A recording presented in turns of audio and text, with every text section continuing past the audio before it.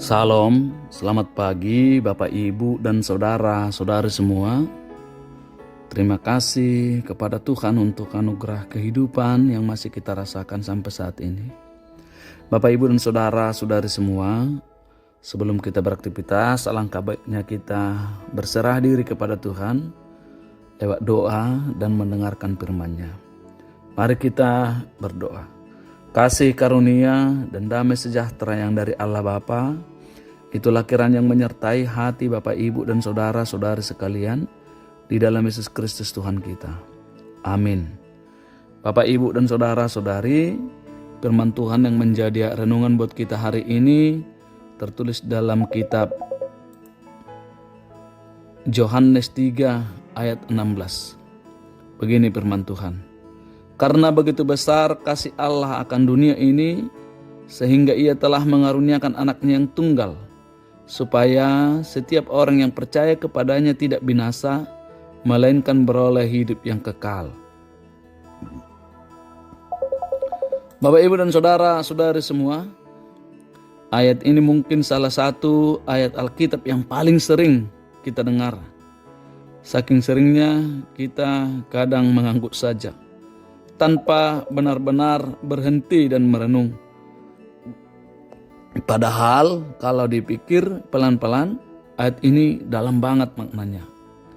Allah mengasihi dunia, bukan dunia yang sudah rapi, bukan manusia yang sudah baik, bukan kita yang sudah sempurna.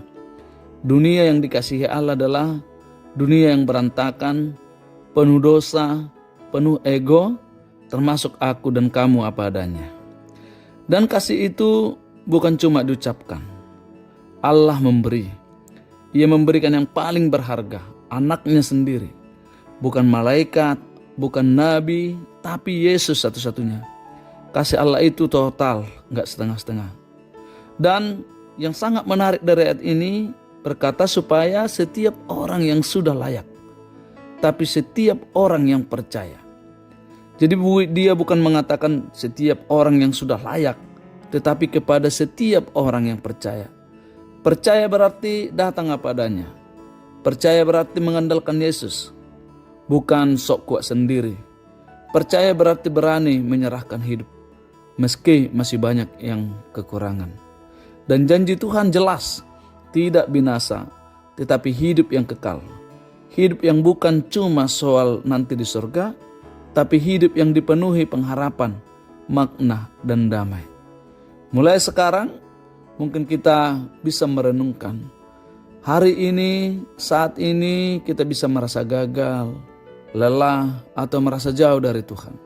Tapi ayat ini mengingatkan kita bahwa kasih Tuhan tidak berubah oleh kondisi kita. Yang Tuhan minta dari kita adalah bukan kesempurnaan kita, tetapi kita tetap percaya. Amin. Kita berdoa. Tuhan Yesus, terima kasih untuk kasih-Mu yang begitu besar.